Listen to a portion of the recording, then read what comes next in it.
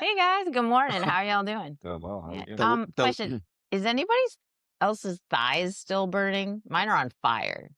I mean, today was the best day I've had since. Definitely the DOMS, the 2-day delayed onset Delayed muscle onset soreness muscle Good thing soreness. you clarified was that. definitely We're talking about 26.1, Yeah. folks. Sunday folks. was tough. I'm Sunday Coach was tough. Tanya. And I'm Coach Mertz. Coach Rene. Hey guys, this is the affiliate soapbox. Yeah.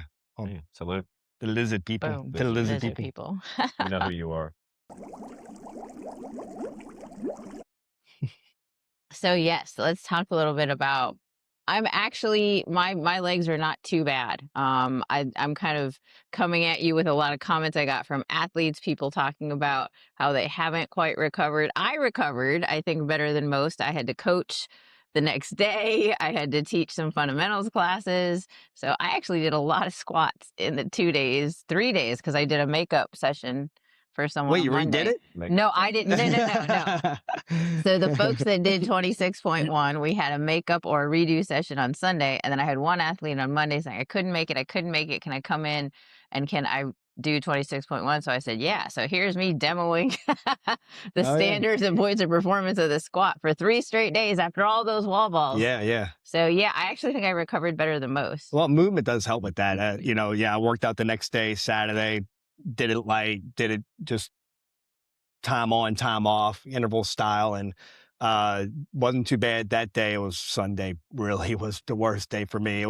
I didn't want to, I had to force myself to kind of walk around and move around a little bit. And if I laid on the sofa for too long and got up, So your thighs were on fire. I said that correctly, right?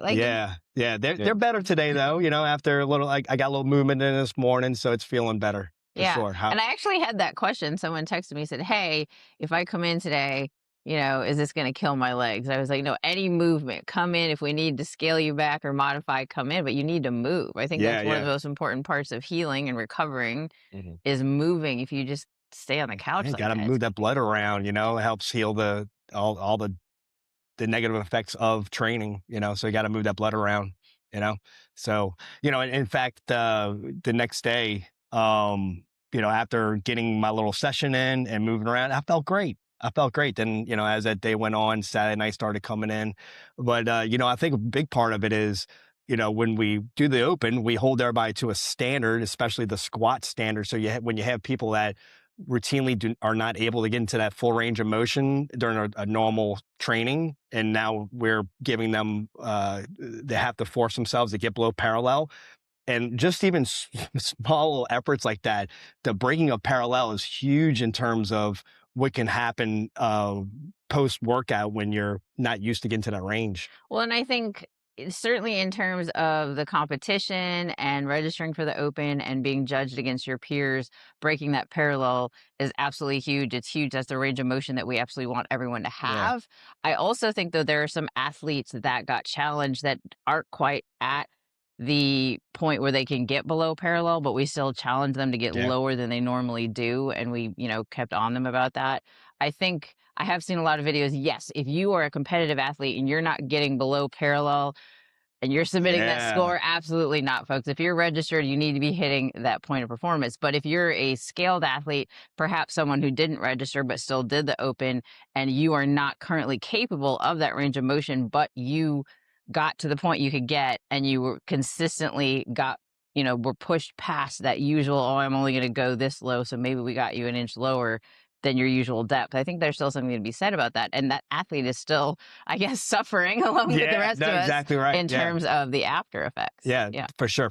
I've definitely seen it where, when I have a class that traditionally have a hard time getting below parallel and I have them, it is getting below parallel is super important. And we can see that when we force them, or I say force is probably bad. Encourage is a better. Encourage firmly to get through, to actually hit those targets. And that's why using targets is so important when we're trying to get to a target. Squat to a target. And then when I have them squat to a target and the next day their legs are blowing up and they wonder why. because we're actually getting you into that range of motion. So when you see videos of people submitting and not getting below parallel and they end up in the top 100, it's like, no, You should not be there. I just saw something about that come across this morning, and I want to say it was the women's 50 to 55 age group, and they had a lot of videos of athletes that were getting into the 200s rep points, and further.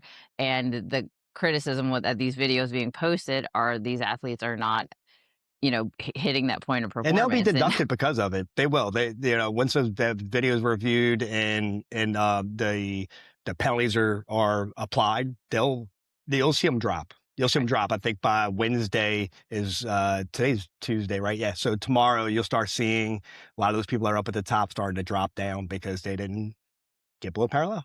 But back to recovering, healing from a 26.1. Let's talk about what it did to us, and let's talk about how we come back from that. As part of that's movement, right? I think it's great that we have Coach Rene here. Coach Rene is our nutrition coach. He also coaches us on stress, sleep, healing, recovery. So what's the first thing we all should have done immediately following 26.1?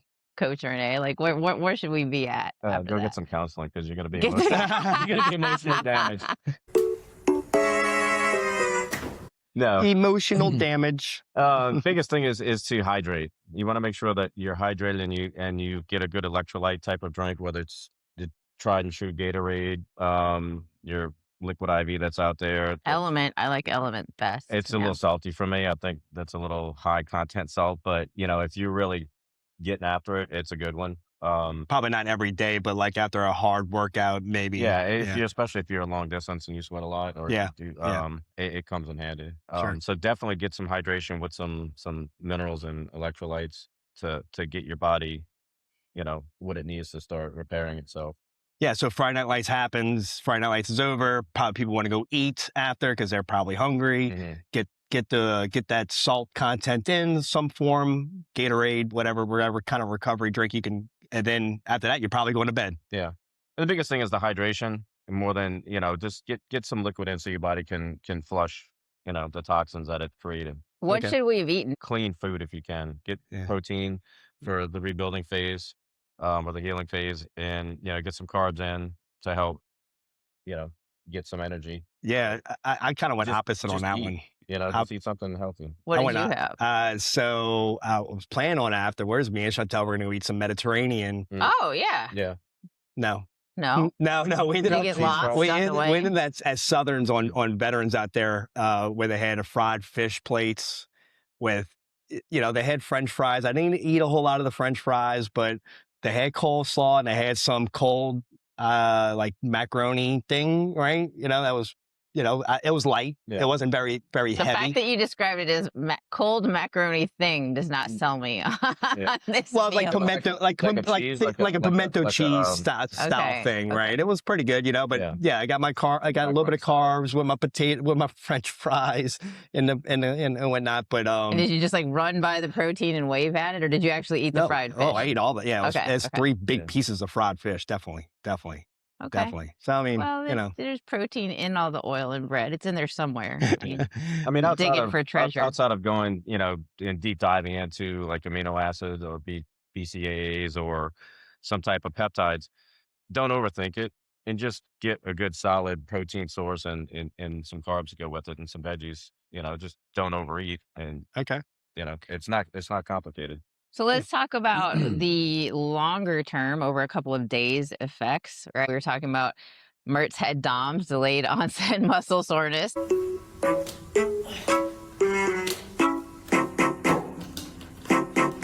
As everybody else did. Like I said, I think the reason that I avoided it was strictly because I had to coach squats for 3 straight days after that. So what over the next couple of days, the course of days after these open workouts, is a good idea? How do we expand on what we did after Friday Night Lights and keep it going for a couple of days? Because now, we've got another workout coming up this Friday. Yeah. Folks. Yep. 26.2 is coming. Obviously rest. Make sure you get proper sleep. Work on your sleep environment. That's one thing that we coach here is have a proper sleep environment so that when you do sleep, your body can do what it needs to do. to get a good 6 to 8 hours of sleep.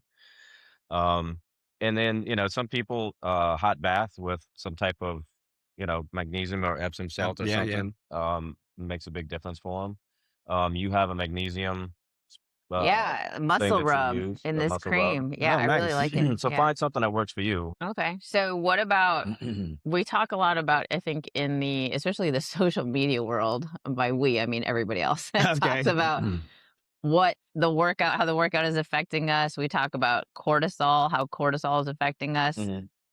So is it true to say that the cortisol we produced during this Friday Night Lights workout was higher? And how do you feel about that being, a lot of people will be saying that these high intense workouts produce too much cortisol. What's your opinion on cortisol and CrossFit?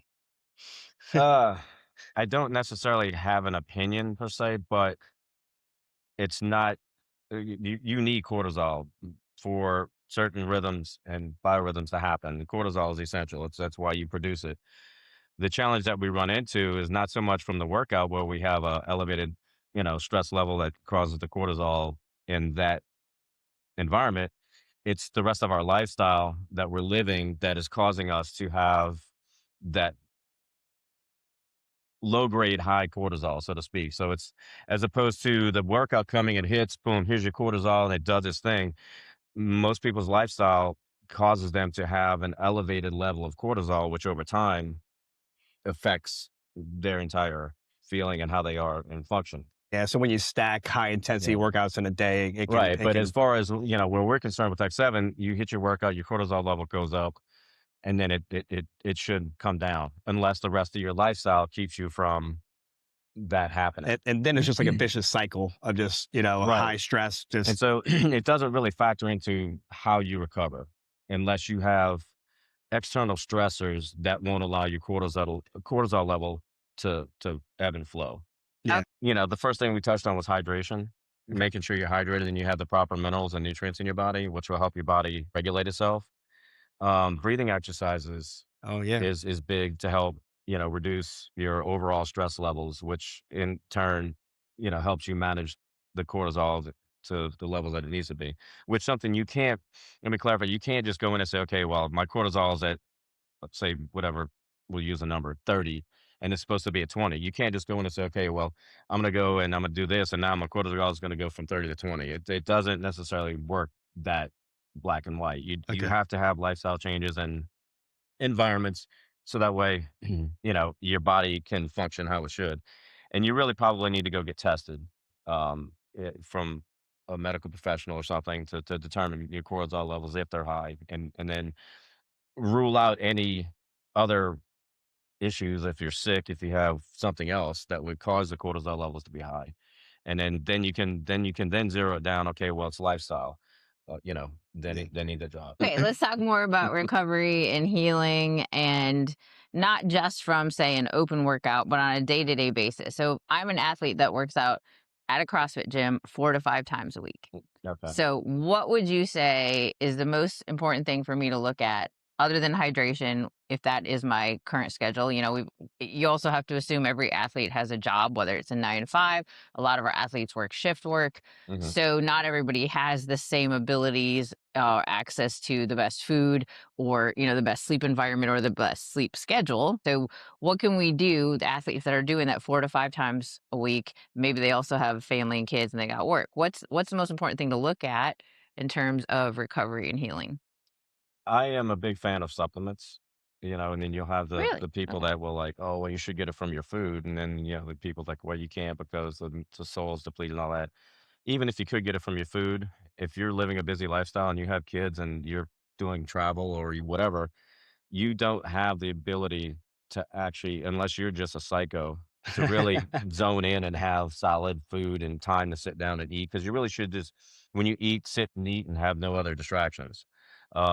So supplements come in handy for me, is why I like them. Yeah. I'll do an amino acid supplement, and it's a full complex of amino acids. So that way I can get the the amount of protein that I need if I don't eat properly during the day, which most of the time I don't. Um, some type of breathing exercises. If you can do some type of breathing exercise, that makes a huge difference in reducing your stress levels. Um, Getting outside, getting some sunlight, getting Yeah. away from the environment. Uh, there's a number of different factors that that you can do to fit your lifestyle. It's you're bringing up the breathing work, and I saw one. I don't know, it was Alex Hormozy or one of those guru guys, and they're talking about like when you're when something is starting to stress you out, external factors stressing you out, something you got to deal with, something that's you get into a point of anger, is two like deep breaths out, like, and then all of a sudden it'll just boop, Yeah, bring it down. and a simple one too is through box breathing. You breathe in for, count of 4 to 6, whatever you can do. Hold it for 4 to 6. Exhale for 4 to 6, a count, and then hold your breath at the Yeah, exhale for four to I six. love box breathing. I'll do that at Mhm. red lights a lot. Got nothing else Yeah. going on. I'll do it at my red lights. Something really before we say 3, 2, 1, go. Mhm. I'll do a couple rounds of box breathing before we go 3, 2, 1, go on the workout. So yeah, I love box breathing. And it helps too at night when Oh, when you wake up and you're trying to go back to sleep. 100%. Yeah. I learned that I one. needed that one. I'm very bad about when I wake up in the middle of the night, my brain starts kicking, Mhm. right? And the whole counting sheep thing. So I'll count my box breathing, and then by between 15 and 20, I'm back asleep again. I needed that the other night. Yeah. I did. Yeah. Good point on that one. I like the box breathing. Yeah. Oh yeah. Yeah, let's get a Yeah. demo. Can we get a demo of the box Well, breathing? there's another form of breathing too, is when you breathe in and when you get to the full capacity of what you feel, you suck in another breath and you hold it. And then you do an exhale, but with your nose and your mouth. And then, you push out again too. When you're at the end of your exhale, you get another exhale out and it'll force more air out. So at that exhale, if you can relax, your lungs automatically fill with air. And so it's something it's weird. I'll do that when I'm running too. Yeah. So when I'm running, I'll have a tendency to do that. And if you get your breathing correct while running, a lot of people who suffer out there were running or because They're almost hyperventilating Yeah, because 'cause they they're don't- breathing with every step. Their heart rate's going up Yeah. and they're not controlling what their body's doing. Their legs are moving, the rest of their body's just going wild. 'Cause there's Henshaw no talks control. about that a lot, Yeah. right? Is when you're out there running, there's a breathing. Your brain is recognizing when air's coming in and going out, and when you're erratically breathing, your brain doesn't know when the next breath is coming. So it elevates your heart rate. Da da da da. So getting on a rhythm of breathing while running is super, and especially people who get the air cramps. Yep, absolutely. Right? Get those air cramps, I got right? those as a Breathe, kid like from soccer. get that breathing rhythm going. Super important. One thing, and I'll do it, and I've trained athletes to do it, is every stride, most people will take a breath. Well, for me, especially when you get into the pose running, because you become more efficient at the running, so you end up moving differently, end up moving more efficiently. It's hard to control your breathing. So I'll do 2 strides to a 2 count breath in and 2 strides to a 2 count breath out. So Okay. in 1, 2, out 1, 2. And if you can make that rhythm happen, you control that heart rate, you control your breath, you add that with the pose drills and the more efficient running form, you actually become quite good at running and can end up doing some of these long marathon races and whatnot without necessarily suffering as much as some people do when they try to do these events. Yeah. Yeah. Oh yeah. I like it. I like it. So what else can you tell us about recovering, about eating? What should I eat before? What should I eat It- before a workout or before the open so that later It depends on the person, because like you like to eat a banana before you work out. I do. If I don't have my banana before my I'm workout, Do you? it's banana. not going to go okay. I don't like eating before the workout. Well, it's an hour. It's not usually I'm not sitting there Yeah. like the minute of eating. I played hockey eating. I played hockey for 25 years and I always ate a banana before I worked out. Yeah. And the games where I did not bring my banana, I It didn't was have a good terrible. game. You had a bad game. That's exactly. Yeah, right. We've touched on sleep. We've talked about eating. We've talked about breath work. Another common sense thing that people do automatically that they don't realize is they just don't work out. Take a rest day. Take a recovery yeah, day. yeah. Yeah, It's just it fits. Yeah, we're kind of touching on that last Mm. night a little bit. We're talking about, people who are not adapted to the high stress levels of working out constantly 5 times a week, 6 times a week, Mhm. and they come into the door and they start doing that, and we can see, the negative effects start to happen. The burnout. The burnout, Yeah, right?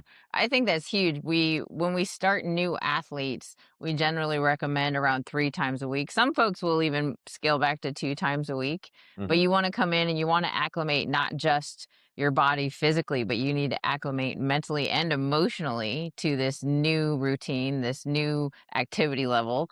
And it's something you should be looking forward to. Right. It's something that you're not dragging, you don't want to come to a point where 2, 3 months in and you're just like, man, now I got to go to class.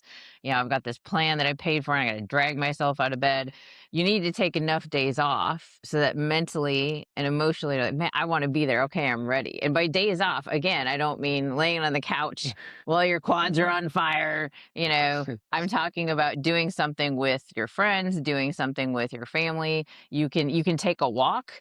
Okay, you can go Mm. to a festival, go swimming, play some basketball if that's your thing. Well, here's a good question for you, Coach. In terms of that, when people come in, nutrition challenge, whatnot, right? We get them on the scale, on the Hume device to go over their whole metabolic, picture, kind of see where they're at, bone density, everything.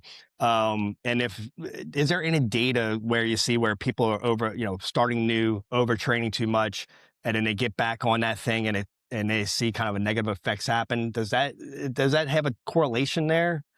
I'm not familiar with the data personally, but anecdotally, you can stress your body to where your body's gonna hold fluid. And so if you go back and try to get on the scale and the the scan, you'll see you'll be able to it should be able to tell you if you have the extracellular water, Okay, and that will be a good indication of your body's stress from too much working out. If it's gotcha. intracellular, that's better, but the extracellular tends to indicate that your body's overstressed from working out. Well, I think that's an effect too that a lot of people who are coming to CrossFit or any fitness program, they jump in, they're super excited before the burnout. They spend that 2 months, or I'm going to hit it hard. I'm going to go every day. And coach is basically going to lock me out to get me to take a day off. And then they start seeing the effect of, because they're putting their body under so much stress and not allowing for the healing, suddenly they're actually getting the opposite effect, as some of that weight gain is going to be that extracellular water. Mhm. They're holding a lot of water. They're holding a lot of inflammation because there's no And rest. that's a There's no natural time to response for your recovery. body to do that because it sends the fluid to protect us around the injury, so that way it can heal.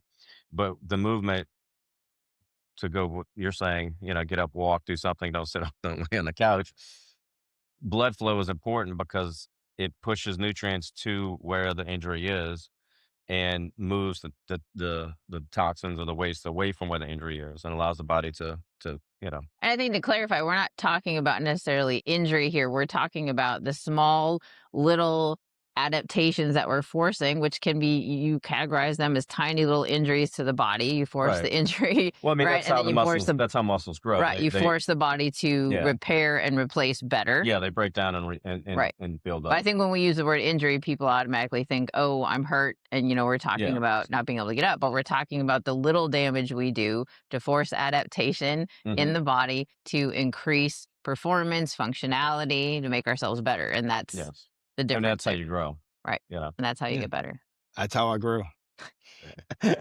Mertz's quads should Yeah. be the Oh, I size tell you, of I some do love Roman or Greek a good columns at this intense point. workout like that when your legs are shafting as you're walking. You're like, yeah, fill in, baby, fill in. Burning thighs. Wow. All Thighs are right. burning. Back to the burning thighs, Yes. folks.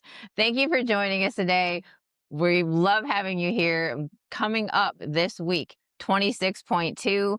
Let's prepare for it. Let's think about making sure, if we haven't recovered yet, let's get some more sleep. We want to fuel and hydrate properly, both before and after the workout. And just real quick, y'all, what do we think is coming up? Does anybody want to predict what's going on for 26.2? I have one. Okay. I don't know why. I just have this feeling it's going to be snatches. I just feel like they're going to be snatches in 26.2. Yeah, I'm trying to think what we did last year. It seems like every opposite year. So one year is snatching, next year clean or jerk. I can't remember what we did last year, to tell you the truth. I want to say it was snatching, so maybe clean and jerk this Maybe year. clean and jerk. Okay. But with that being said, cap training has a decent amount of cleans this week. So I Right. don't know. We're That's not why going to see cleans this That's week. why I'm thinking it's snatching, unless they don't know anything either. Like, is They- it truly a secret? I Come think on. it is. They do. Come They on. do. Do They they? do. They They say do. they don't, They do. but They do. I don't know. Well- I'm calling snatches. What are you calling? Are you calling anything? I'm thinking it's going to be dumbbell work. You think it's gonna be dumbbell work? I think so. Yeah. Okay. You know, Okay. we were, you know, the single arm dumbbell thruster has been kind of talked about. Ew. Ew. With burpees. You know, That I like, but ew. but typically he likes to wait to thrusters on the last workout of the season. So, you know, I don't know. I really don't know. Looking at this week, the cap, usually in years past, I can kind of figure out what the first workout is. And after that, I'm really not sure. This week, I have no idea. I don't know, but I'll be prepared. I'm ready. You're gonna do it no matter what. Gotta do it. Burning thighs and all. Thanks for joining us, folks. I'm Coach Tanya. I'm Coach Mertz. Coach Rene. This has been the Affiliate Soapbox. Let's go.